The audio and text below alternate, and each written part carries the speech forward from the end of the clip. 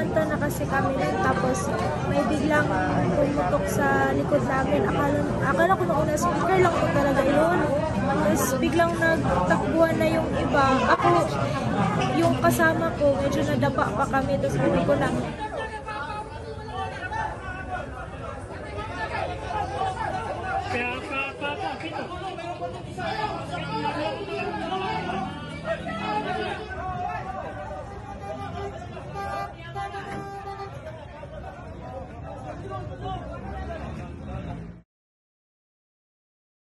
Thanks for watching. Stay updated about breaking news and top stories on the NBC News app or follow us on social media.